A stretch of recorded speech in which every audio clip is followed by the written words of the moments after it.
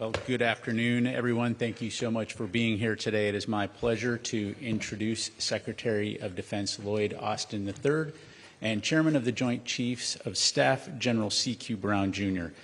The Secretary and the Chairman will have some brief opening comments, and then we'll have time to take just a few questions. Please note I will be moderating those questions. And due to our time constraints, I just ask you to please limit your follow-ups to give your colleagues a chance to ask their questions. And with that, Mr. Secretary. Thanks, Pat. Good afternoon, everybody. Sorry about the delay. It was a busy day, as you know, and the chairman and I were on a conference call there that went a bit long.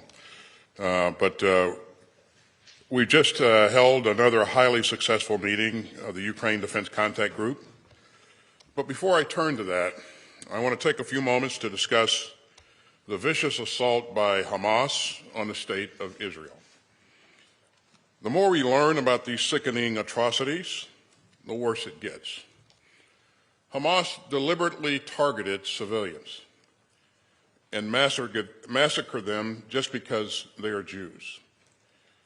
Hamas has again killed innocent Americans and civilians from many other countries, and Hamas has abducted entirely innocent civilians. So the United States continues to stand firm with Israel and the Israeli people. The USS Gerald R. Ford strike group has now arrived in the eastern Mediterranean. We've also moved to extend U.S. Air Force fighter squadrons in the region, and the Department of Defense stands fully ready to deploy additional assets if necessary. As President Biden has said, for any country, for any organization, for anyone thinking about trying to take advantage of the agony in Israel, to try to widen this conflict or to try to spill more blood, we have just one word: don't. Additional U.S. military aid to Israel started flowing in yesterday, including key munitions. And we'll be providing more Iron Dome interceptors so that Israel can protect its citizens and cities. And we'll continue to ensure that Israel has what it needs to keep itself and its citizens safe. And like any other country, Israel has the right to defend itself. As the President says, Israel has a duty to defend itself. And make no mistake, the United States will remain able to project power and to direct resources to tackle crises in multiple theaters. So we will stand firmly with Israel as we continue to support Ukraine. So let me turn to today's agenda. This was the 16th time that I have convened the Ukraine Defense Contact Group, and I'm pleased that we were joined in person today by President Zelensky of Ukraine. We're also joined by our outstanding new chairman of the Joint Chiefs of Staff, General C.Q. Brown. He will be an invaluable partner for the Ukrainian people. Now, President Zelensky's team provided us with a valuable update on Ukraine's current counteroffensive. Ukraine's brave troops continue to make steady progress. Yet, as winter approaches, Ukrainians are bracing for Russia to again target Ukraine's energy grid and civilian infrastructure. And as Putin becomes more cruel, the Ukrainians become more determined. So we will continue to get them the systems that they need. If you just look at the ground-based air defense systems that this coalition has surged into Ukraine, those systems are saving countless civilian lives from Russia's bombardments. And that just underscores this contact group's commitment to meeting Ukraine's urgent near-term requirements. But today we also talked about helping Ukraine to defend itself for the long haul and to deter aggression for decades to come. So members of this contact group are organizing into what we call capability coalitions. And that's going to make our security assistance more nimble and help to secure Ukraine's future. And some of these capability coalitions have already formed. Estonia and Luxembourg will lead a coalition focused on supporting Ukraine's IT infrastructure. Lithuania is leading the way in helping Ukraine neutralize Russian mines on Ukrainian territory. And I'm proud to announce that the United States will step up again to help lead the coalition of countries working with Ukraine to develop its Air Force. And by leading this capability coalition, the United States will coordinate closely with Ukraine and other partners with a focus on developing Ukraine's F-16 fighter aircraft capability. I'm pleased that Denmark and the Netherlands will be co-leading this coalition together with us. I'm also proud to announce that the United States will be joining several more of these coalitions as they form in the coming weeks, including those focused on Ukraine's air defense, armor, and artillery. And that shows how much we can do when we come together. But it also shows that American leadership matters. And as Ukraine's troops face this key moment on the battlefield, we must ensure that America's indispensable assistance to Ukraine continues to flow without disruption. Since Russia's unprovoked and all-out invasion last February, the United States has committed $43.9 billion to help support a free and secure Ukraine. And that includes our most recent Ukraine assistance package, valued at $200 million. And we're in great company. Some 50 other members of this contact group have committed more than $33 billion in direct security assistance to Ukraine. In fact, the three biggest European donors to Ukraine, Germany, the United Kingdom, and Poland, have all committed more than the United States as a percentage of GDP. And so have many other European countries, including Croatia, Denmark, Finland, Sweden, and all three of the Baltic states. Today, several countries briefed us on new assistance packages for Ukraine that they have approved just in the 3 weeks since we last met in Ramstein. And Germany will donate another Patriot system and additional Patriot missiles as part of a $1.1 billion package that includes 10 more Leopard A1 tanks, 2 more Iris-T air defense systems. And Spain will continue its critical Hawk training mission and will donate additional Hawk equipment. And Sweden approved a $200 million assistance package, including critical artillery ammunition. And Bulgaria will donate components to help Ukraine strengthen its S-300 air defense system. France committed to provide more Caesar howitzers and to accelerate their production. The UK will provide a new package of aid, including air defense support, 155 millimeter guns, and more. And Canada will invest nearly $500 million over the next 3 years in Ukraine's armored vehicle capabilities. And that just underscores the scope of the response from our allies and partners. It's another reminder of how badly Putin has miscalculated. Instead of demoralizing the Ukrainian people, Putin demoralized the Russian military. And countries everywhere have rejected Putin's vision of a lawless world where tyrants can invade their peaceful neighbors with impunity. So we stand united to help defend the free and sovereign Ukraine and to help strengthen the rules-based international order that has made our world so much safer since the end of World War II. That's what this contact group stands for. That is what Ukraine is fighting for, and we'll continue to have their backs. And so with that, General Brown, the floor is yours. Thank you, Mr. Secretary. Good afternoon, everyone. Let me start by expressing my condolences to the people of Israel and the families who have been hurt by Hamas's heinous terrorist attacks. Our nation's commitment to Israel is ironclad. Our joint force has strengthened its posture in the region to support Israel as it protects itself and its people. The joint force continues to work with our Israeli Defense Force counterparts at multiple levels to ensure they have the means and capabilities to defend themselves and deter future aggression. Turning to our work here today, I'm honored to have just finished the first Ukraine Defense Contact Group as chairman of the Joint Chiefs of Staff. And I'm humbled to witness the sustained efforts of this coalition in support of Ukraine. It reminds me of the words of President Franklin Delano Roosevelt, who said, "The structure of world peace cannot be the work of one nation. It cannot be a piece of a large nation or of small nations. It must be a peace which rests on the cooperative effort of the whole world. President Roosevelt delivered these resonant words to Congress as war ravaged the globe. From the plains of Europe to the sands of the Pacific, this generation sought to construct an order of peace and cooperation out of the remnants of conflict and division. This cooperative effort is evident today in this group's work to assist Ukraine in protecting its nation and its people.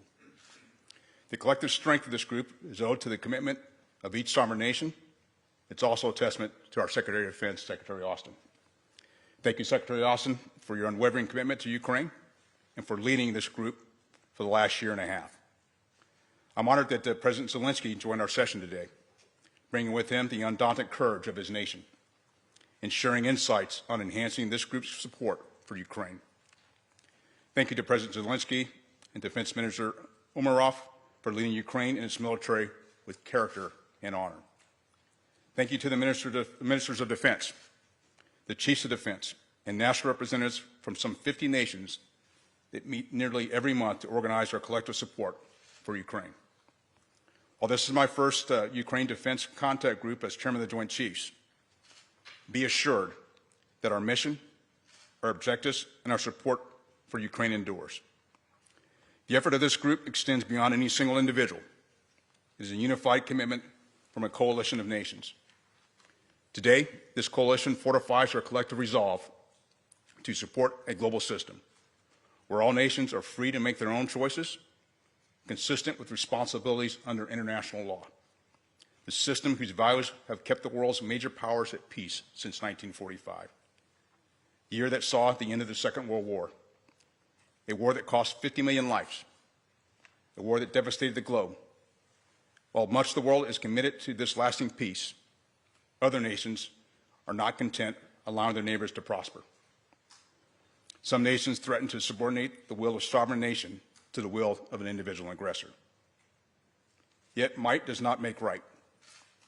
On the fateful day, 24 February 2022, Russia crossed the Ukrainian border to begin the largest attack on a sovereign European nation in nearly 8 decades. But Russian leadership miscalculated. When the Russian war machine attempted its western march, it was met by the unflinching resolve of a free people of Ukraine, a people that did not want to return to the irons of oppression. And over the last 20 months, Ukraine has defended its territory and repelled Russia's unwarranted aggression. Ukraine continues to press its counteroffensive, making steady progress to reclaim territory. They leverage armor, unmanned aerial vehicles, and advanced weapons to push through layered Russian lines, and continued support of armor, artillery, and air defense will allow Ukraine to defend its people and retake its territory. Our collective role is to provide Ukraine with the capabilities it needs to protect itself. But it's not just about Ukraine. It's about something larger. It's about ensuring sovereign nations cannot be invaded without provocation. It's about upholding the rule of law. It's all about us collectively deciding that wars of aggression have no place in our world. As President Roosevelt eloquently said, peace rests on the cooperative effort of the whole world. He made this statement on the 1st of March, 1945, amidst the efforts to create the post-war international order and to create a lasting post-war peace. Since 1945, we stood unified. Since the 24th of February, 2022, we stood unified. During each phase, this coalition provided. When columns of Russian tanks drew near, this group and these nations armed brave Ukrainians with anti-armor weapons. When Russia attempted to command occupied territory, this group and these nations armed brave Ukrainians with long-range fires. When Russia cruise missiles and attack drones filled the Ukrainian skies, this group and these nations armed brave Ukrainians with layered air defense. When the Russians attempted to regroup and refit, this group and these nations armed brave Ukrainians with tanks, troop carriers, and armor to go on the offensive. Capability after capability, this group provided. It's not always been easy. Unity is not guaranteed. Our goal is not to force our partners into alignment on every challenge, yet this group and these nations have always stood with Ukraine. Today, this group and these nations will stand together. We stand for freedom, we stand for sovereignty, and we stand for Ukraine. Thank you, and I look forward to your questions. Thank you, Mr. Secretary. Thank you, Chairman. First question will go to Lita Baldor, Associated Press.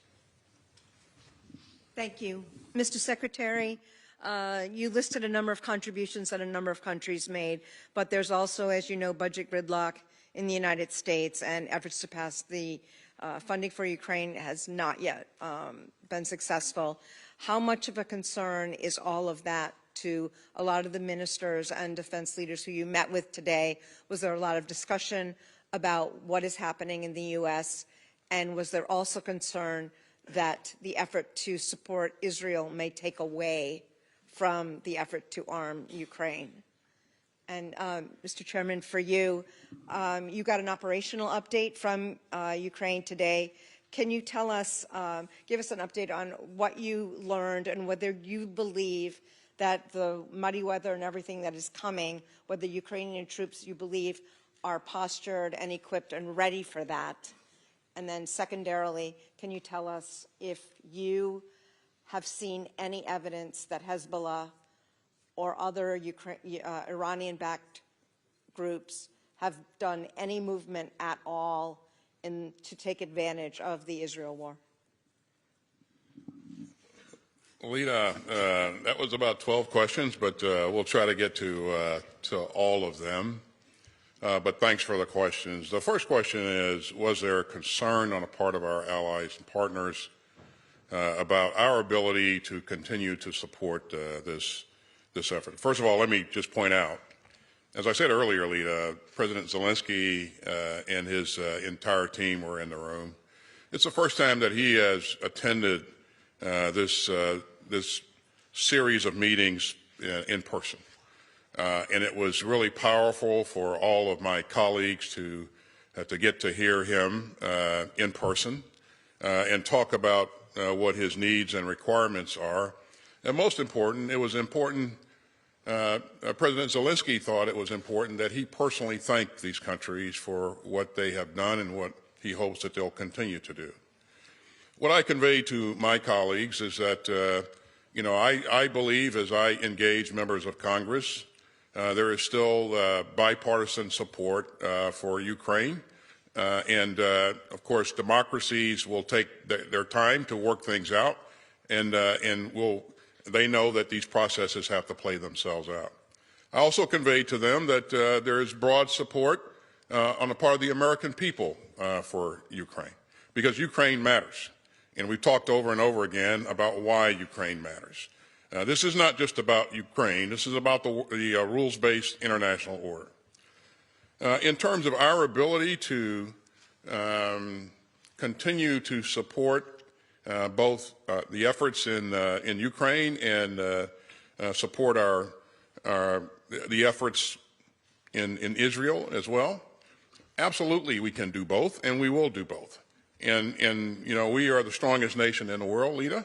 We're going to do what's necessary to help our allies and partners, and we're going to also do what's necessary to make sure that we maintain the capability to protect our interests and defend our country. So with that, I'll turn it over to Chairman. So this is my first opportunity to meet with with President Zelensky, but I've also had a chance to talk, and at least listen to the phone calls with General Zaluzny, and also over the course of the past week that I've been in the job, get updates from the Joint Staff and our intel team. And so today, to be able to listen to President Zelensky and be able to have Secretary Austin ask specific questions about their overall objectives, where his real concerns were, I have a better appreciation, more so today than I had when I walked in this morning on where Ukraine is headed and where they want to go. I think after hearing this morning, but then also listening later this afternoon to all the contributions by each of the nations, I do feel we're putting Ukraine in a good spot. I realize during the winter months it gets more challenging, but Ukraine has intent to continue their offensive operations throughout the winter months, and I do believe, based on what I heard today from each of the nations, we're doing all the right things to posture them to be successful. To your second question on what's going on in the Middle East, I have not seen any indications of additional players that are going to get involved to the detriment of Israel. And this is one of the reasons we addressed our force posture, It's not only in support of Israel, but it's also to deter future action. And those are the kinds of things, and having talked to my counterpart from Israel, they were very appreciative of the steps that we took with our force posture. It helps to deter, and those are the things we will continue to do as we pay attention not only to what's happening in Israel, but continue to set our posture in support of Ukraine as well.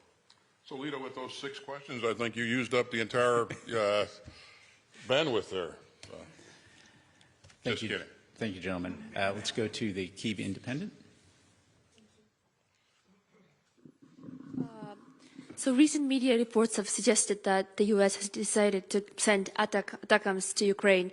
When and in what quantity can we expect them to arrive in Ukraine? And how long do you anticipate the training to take place until Ukraine can receive them? And what is your assessment of Ukraine's counteroffensive thus far? And how does the results affect the West's continued support if Ukraine is not able to achieve its goal, especially since Russian defense is very strong right now? And Ukrainian soldiers often say to me that it's very difficult to advance without air superiority. So when can they finally expect F-16s to arrive, and what are the obstacles that are standing in the way? So your first question was on F-16s and when we expect for them to arrive. Was that the first part of the question? ATACMS.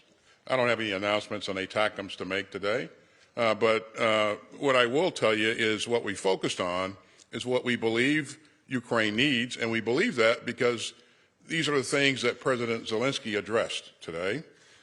He spoke of a need for air defense, additional air defense, ground-based air defense capabilities, and also artillery platforms and artillery munitions. And so that's been our focus, and we have throughout focused on what we know that Ukraine's going to need, and that focus, I think, has been very, very instrumental in making sure that we can, that President Zelensky can protect his cities, and also protect his troops. So we'll continue that work. And F-16s, in terms of when they would arrive, as you know, we have an F-16 pilot training coalition that's working right now to train pilots. That work has begun in Europe, and also we're training pilots in the United States as well. And as we look at what it will take to provide an initial capability, this will take months, as we said before. So earliest is next spring when we can begin to see an initial capability. So. I certainly don't want to counter what the chairman just said, but my assessment is that the Ukrainians are making steady progress. And that's pretty much, I think, what the chairman said earlier. And again, we've been very impressed by the determination, by the valor of the Ukrainian forces, and we will continue to focus on providing the forces and the leadership those things that they need to be successful in this fight on the battlefield. So, yeah. Thank you. Let's go to Felicia Schwartz, Financial Times. First, for you, Mr. Secretary, do you believe a ground invasion of Gaza is imminent, and what advice are you giving Israel about that operation? And for General Brown, do you think that Ukraine needs to change its strategy heading into a pivotal winter as more American funding is uncertain and could be delayed? Thanks, Felicia. I'll let Israel talk about its plans and its operations, and I won't evaluate things one way or the other. I think, my goal, and I know the focus of our leadership, is to provide support to the Israeli Defense Force, give them focus on what they need, what they're asking for, and to get it there as quickly as possible. And so. We have, established contact with or liaison with the Israeli Defense Forces. I've talked to the Minister of Defense near daily since this started, and so we really feel like we have a good feel for what they need. But in terms of their detailed plans, what they're going to do, what they're not going to do, I would defer to them, Felicia. I think that's. it's their effort, and I think they're still in the planning and assessment mode. So, Felicia, what I would say, just as we listen to President Zelensky today and the Minister of Defense Omarov, I don't see that their plans will change. And what I would also say to that is that we actually have, because of the funding we have and our drawn-out authority and others, we have equipment coming all the way to the first of the year. So that's been mapped out fairly well. I would also add, as I mentioned earlier, that many of the nations today, as they went around and each offered capability, it's the collection of capability, not just what the U.S. provides, but that's the whole reason why this Defense Contact Group has come together. And I think we are doing the right things to provide the capabilities of Ukraine. And as each of the nations come together, it's a collective capability I think is important, not just what the U.S. provides, but it's all of it that comes together. and I think it's important to remember that there's 50 nations that have come together in support of Ukraine, and that's a pretty powerful group of people. And it was, as President Zelensky looked at that body there, and all of these ministers of defense and chiefs of defense were still very much focused on what his needs were. I think it may have been reassuring to him as well. So. Okay, for our final question, we'll go to Aura Lee from Euractiv. Thank you very much. I wanted to go back to the capability coalitions that you've mentioned earlier. What are those going to actually change when it comes to support to Ukraine, but also to replenishing the stockpiles of the allies? Because that's also a problem in making sure that there will be support in the long term. And second question, if I may, more specifically on the winter months coming ahead, do you believe that it is possible for Ukraine to both be prepared for protection of its critical infrastructure, fight off the Russians off its territory, and also for NATO allies not to sacrifice their defense preparedness? Thank you. So, how does this change our provision of support, I think is your first question regarding the capability coalitions. What this is doing is laying the groundwork to begin to build the future force capability for Ukraine. So if we have an armor coalition, for example, whoever is leading that coalition will work with others to assemble the capability, the armor capability that we believe that Ukraine will need to defend its sovereign territory in the future and deter aggression in the future. So if you look at each of the capability coalitions, they're all focused on a specific type of combat capability, armor, artillery, Air Force. There'll be a naval component that will be focused on building out a naval capability, an IT coalition that will help Ukraine strengthen its IT capabilities and be able to defend its networks going forward. So. Thank you very much, ladies and gentlemen. That is all the time we have for today. Thank you.